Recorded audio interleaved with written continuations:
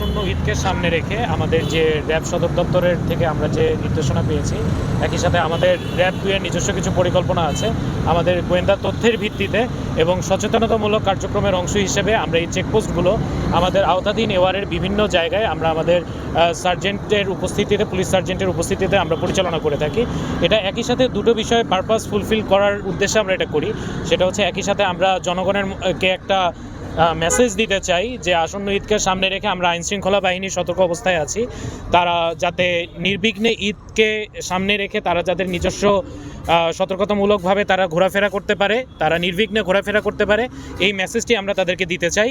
একই সাথে যে কোনো ধরনের অপরাধী এবং যে কোনো ধরনের ইনডিসিপ্লিনারি যে কোনো কাজের বিরুদ্ধে আমরা সবসময় সব আইনশৃঙ্খলা বাহিনী একত্রিতভাবে কাজ করে যাচ্ছি এবং এই ধারা অব্যাহত থাকবে সর্বসময়। এই যে আপনারা আমাদের র্যাব 2 এর পক্ষ থেকে যে চেকপোস্টগুলো আমরা পরিচালনা করে থাকি, এগুলোর যে লোকেশনগুলো আমরা ফিক্স করি, এই লোকেশনগুলো যদি আপনারা দেখে থাকবেন, এগুলো আমরা কিন্তু এমন কিছু পয়েন্টে করছি, যেমন আজকে আমরা ফার্ম গেটে করছি, গতকালকে আমরা করেছি নব থিয়েটারে। এই পয়েন্টগুলো আমরা অনেক চিন্তাভাবনা করেই নিচ্ছি যাতে হচ্ছে জনসাধারণের এই যে মুভমেন্টগুলো যাতে নির্বিঘ্ন হয়। আর আপনি যেটা বললেন যে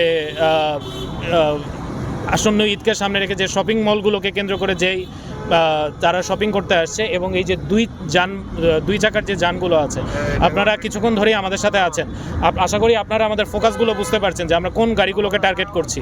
2 চাকার যে যানগুলো আছে সেগুলোই কিন্তু আমরা মোটামুটি বেশি টার্গেট করছি, যে তারা যাতে এই আমাদের গোয়েন্দা তৎপরতাও বলে যে এগুলোর মাধ্যমেই অপরাধমূলক কর্মকাণ্ডগুলো বেশি সংগঠিত হয়।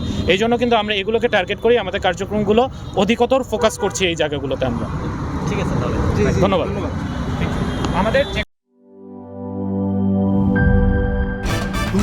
ভয় পাস না, এটা কসমিক ডোর। শব্দের আরেক নাম কসমিক ডোর। এর ওয়াল থিকনেস ও রিপ থিকনেস বেশি থাকায় এটাকে 50 বছরেরও বেশি। কসমিক ডোর, নিশ্চিন্তে 50 বছর।